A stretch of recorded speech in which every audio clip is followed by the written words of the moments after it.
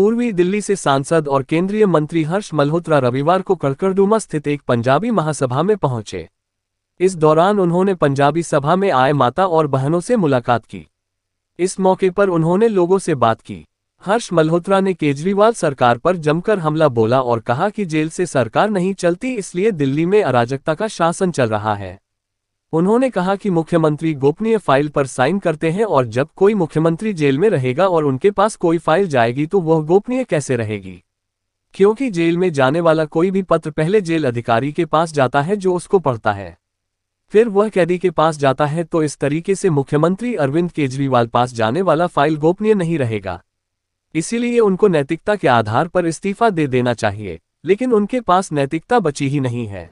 दिल्ली सरकार के ऊपर लगातार बीजेपी अटैकिंग मोड में है। कई जगह पे पूरी बरसात में दिल्ली जो बह गई है, आने वाले चुनाव है, इस पर पंजाबी महासभा के माध्यम से आप क्या कहना चाह रहे हैं? बात दिल्ली के अंदर जो इस समय दिल्ली के राज्य की सरकार है वो चल ही नहीं रही है। इसमें पॉलिसी पैरालिसिस है।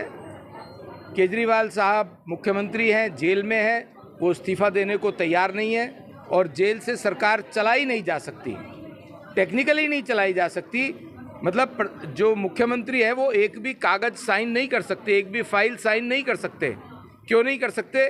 क्योंकि जेल में रहते हुए जो फाइल उनके पास जाएगी वो गोपनीय होनी चाहिए और सुप्रीडेंट साहब कोई भी फाइल बिना पढ़े किसी जेल के अंदर जो इनमेट है उनको नहीं दे सकते, और वो गोपनीय होने के कारण सुप्रीडेंट पढ़ नहीं सकते। इसका मतलब कोई फाइल मुख्यमंत्री तक नहीं जा सकती, कोई साइन नहीं कर सकते।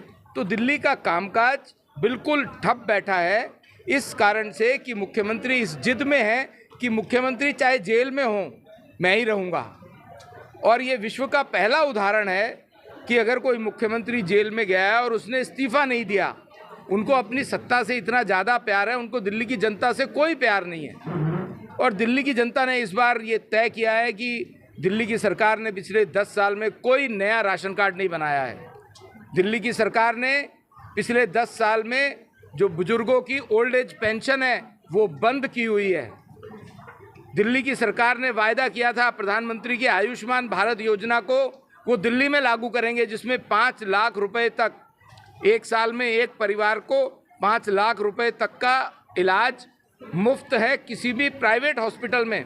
पूरे देश में 53 करोड़ लोगों ने इसके लिए कार्ड बनवाया है, 6 करोड़ से ज़्यादा लोगों को इसका लाभ मिला है। मैं आपके माध्यम से केजरीवाल साहब से हाथ जोड़ के निवेदन करना चाहता हूं कि दिल्ली की जनता का कोई कसूर नहीं है। आप दिल्ली की जनता के लिए इस तरह से मत सोचिए। आयुष्मान भारत योजना को लागू कीजिए, राशन कार्ड बनवाइए, बुजुर्गों की पेंशन को चालू कीजिए।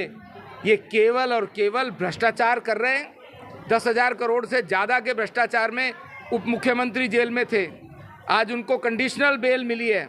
अभी मुख्यमंत्री जेल में है और ये इस तरह से जेल में बैठ के चुनाव लड़ना चाहते हैं। दिल्ली की जनता को इन्होंने 10 साल तक ठगा है।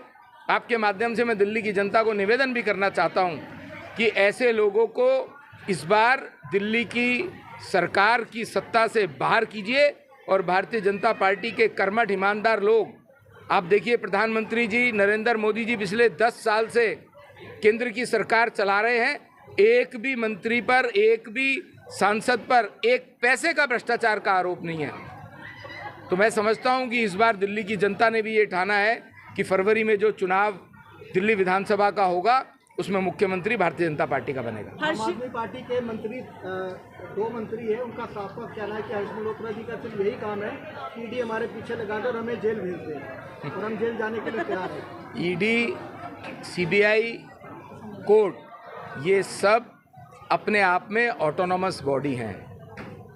अगर ऐसी बात होती तो जब कोर्ट इनके पक्ष का फैसला देता है तो कोर्ट न्यूट्रल हो जाता है, जब कोर्ट इनके पक्ष का फैसला नहीं देता है तो इनको लगता है कि ये कोर्ट, ईडी, सीबीआई, ये सब एजेंसीज भारतीय जनता पार्टी की हैं।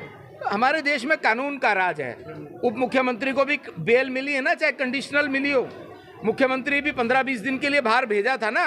उनकी लॉजिकल बात थी कि चुनाव चल रहा है, चुनाव में आगे भी देख लिया कि चुनाव में आने के बाद भी वो कुछ कर नहीं पाए, तो इसलिए उनके कहने से कोई फर्क नहीं पड़ता। खबरों के ताज़ा अपडेट के लिए चैनल को लाइक, शेयर और सब्सक्राइब करना ना भूले।